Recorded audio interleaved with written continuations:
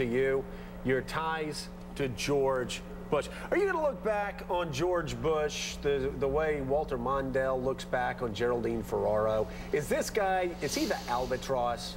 How do you throw him overboard? Wow.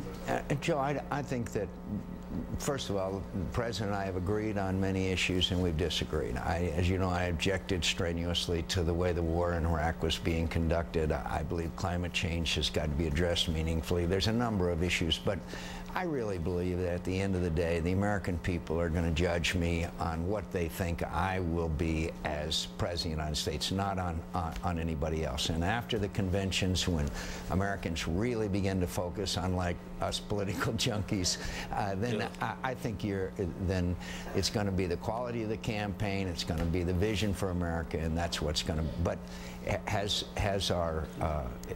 the Republican brand been harmed by a whole lot of things? But I would say, when you look at the president's low approval ratings, look at congressional approval ratings. Oh my God, yeah. I mean, you know, you're down to blood relatives and paid staffers. You know, Senator, I know at night you lie in bed, you think, what's Joe Scarborough's take on where the Republican Party went wrong and where George Bush went wrong? It's interesting. I have been saying for some time that it was actually not the war in Iraq that was really the big divorce. It was Katrina. It was the fact that George Bush seemed so damn disconnected from the pain of the people on the ground. You went back to New Orleans and you said basically the same thing. Yeah, and I think that it's pretty clear that it was so badly mishandled when, frankly, people were watching television who were federally tasked to carry out these responsibilities in order to find out what's going on.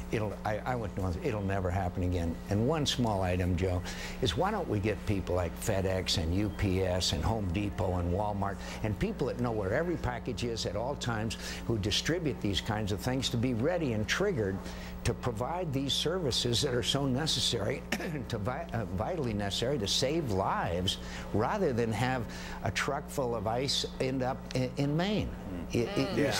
I mean, and let's get some highly qualified people doing there. It can never happen again. Senator McCain, it's Willie Geist. I want to ask you, there's a perception out there by some that as the Democrats beat each other up throughout this campaign, you're sitting back drinking pina coladas, planning your inauguration speech. I wonder what your take on this is. Do you think it helps you, or does it make the Democratic candidates stronger? How do you see it?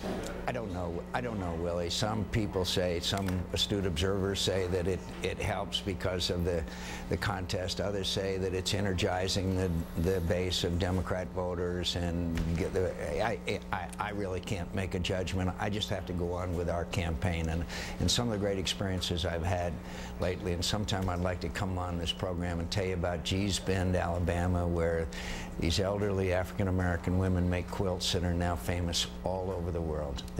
Anybody who thinks that fundamentally Americans do not have hope and optimism about their future, I don't think understands America. Well, it's a great nation. All right, Senator. You just did. You just did. It's true. It's true. I have one more question for you. Oh, what's that? Okay. Yeah. We got the music. Senator McCain, just really quickly, because we're looking at the highest death toll in Iraq since September. Yep. How do you balance? Okay, wait, hold a second. If you're going to ask about Iraq, we better take Margaritaville down. Yeah, no Margaritaville. All right, go ahead. And no red sweater either, please. All right, it's May Day. Go ahead. How do you balance your convictions about the direction of this war and the drain it's having on the economy and, of course, the death toll? Well, the consequences of failure, I think, obviously would be incredibly more expensive. There's ups and downs. Right now, there is a key battle going on in Sadr City, as you know. The Maliki government has taken charge of Basra, which a lot of us thought would be a long-term proposition. The Battle of Mosul is going well. It's tough, and it's long, and it's hard, and we're paying a very heavy price of 4 years of mismanagement of this conflict. But I am confident that we are succeeding, but it's tragic and it's sad, the sacrifice that we're making, particularly in this last month, and all of us grieve for the families. Yeah, we do. No doubt about it.